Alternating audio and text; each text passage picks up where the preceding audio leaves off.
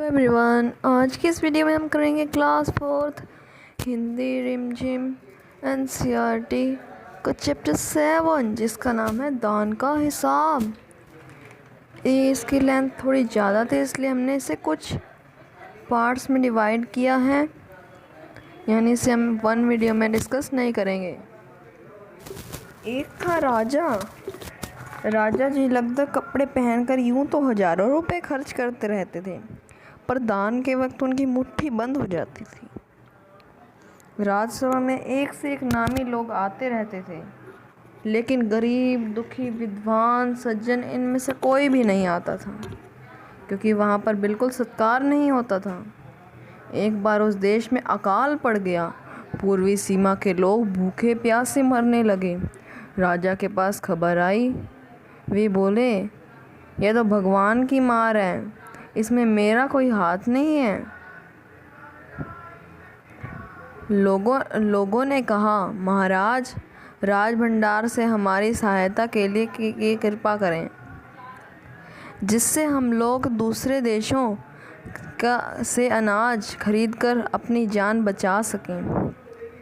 राजा ने कहा, आज तुम लोग अकाल से पीड़ित हो, कल पता चलेगा कहीं भूकंप आया है, परसों सुनूंगा कहीं के लोग बड़े गरीब हैं, 2 वक्त की रोटी नहीं जुटती।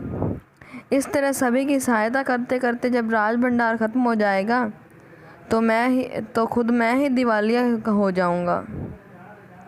यह सुनकर सभी निराश होकर लौट गए। इधर अकाल का प्रकोप फैलता जा रहा था। न जाने रोज कितने ही लोग भूख से मरने लगे। लोग फिर राजा के पास पहुँचे।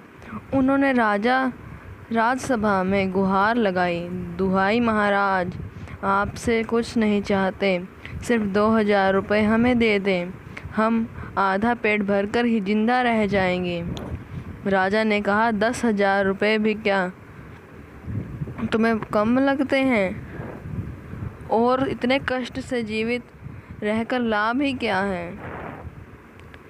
एक व्यक्ति ने कहा, भगवान की कृपा से लाखों रुपए राजकोष में मौजूद हैं, जैसे धन का सागर हो। उसमें से एक आध लोटा ले लेने से महाराज का क्या नुकसान हो जाएगा? राजा ने कहा, राजकोष में अधिक धन है तो क्या उसे दोनों हाथों से लुटा दूंगा? एक अन्य व्यक्ति ने कहा, महल में प्रतिदिन हजारों रुपए इन सुगंधित वस्त्रों, मनोरंजन और महल की सजावट में खर्च होते हैं। यदि इन रुपयों में से ही थोड़ा सा धन जरूरतमंदों को मिल जाए तो उन दुखियों की जान बच जाएगी। यह सुनकर राजा को क्रोध आ गया। वह गुस्से में बोला, खुद भिखारी होकर मुझे उपदेश दे रहे हो? मेरा रुपया है, मैं चाहे उसे उबाल कर खाऊं, चाहे तल कर, मेरी मर्जी। तुम अगर इसी तरह बकवास करोगे मुश्किल में पड़ जाओगे। इसीलिए इसी वक्त तुम चुपचाप खिसक जाओ। राजा को क्रोध में देखकर लोग वहां से चले गए। राजा हंसते हुए बोला, छोटे मुंह बड़ी बात। अगर 100-200 रुपये होते तो एक बार सोच भी सकता था। पहरेदारों की खुराक 2-4 दिन कम कर देता और यह रकम पूरी भी हो जाती, मगर 100-200 से इन लोगों का पेट नहीं भरेगा। एकदम 10,000 मांग बैठे। छोटे लोगों के कारण नाक में दम हो गया है।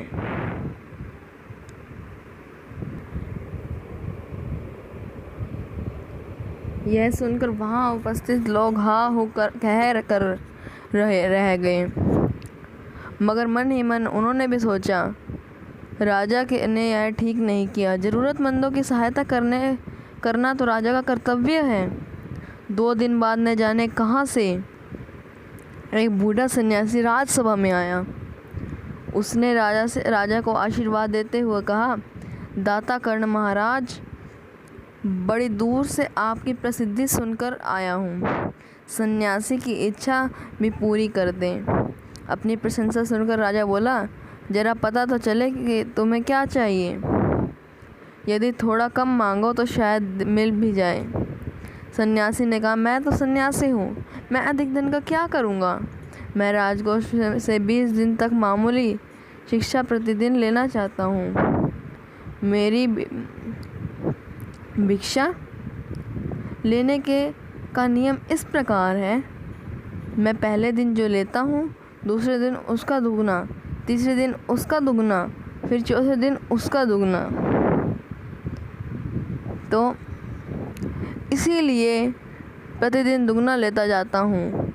भिक्षा लेने का मेरा यही तरीका है। राजा बोला, तरीका तो समझ गया, मगर पहले दिन कितना लेंगे? यही असली बात है। 2-4 रुपये से पेट भर जाए तो अच्छी बात है, मगर एकदम से 20-50 मांगने लगे तब तो 20 दिन में काफ़ी बड़ी रकम हो जाएगी। सन्यासी ने हंसते हुए कहा, महाराज, मैं लोभी नहीं हूँ। आज मुझे 1 रुपया दीजिए, फिर 20 दिन तक दुगने करके देते रहने का हुक्म दे दीजिए। यह सुनकर राजा, मंत्री और दरबारी सभी की जान में जान आई। राजा ने हुक्म दे दिया कि सन्यासी के कहे अनुसार 20 दिन तक राजकोष से उन्हें भिक्षा दी जाए। तो फर्स्ट पार्ट हमने यहाँ कंप्लीट किया। अब बाकी का जो चैप्टर रह गया है उसे हम नेक्स्ट वीडियो में करेंगे। अगर आपको ये वीडियो अच्छी लगी हो तो इसे लाइक करना ना भूलें और चैनल को सब्सक्राइब कर दें, ताकि हम आपके लिए ऐसी वीडियोस लाते रहें। Thank you for watching this video and good bye.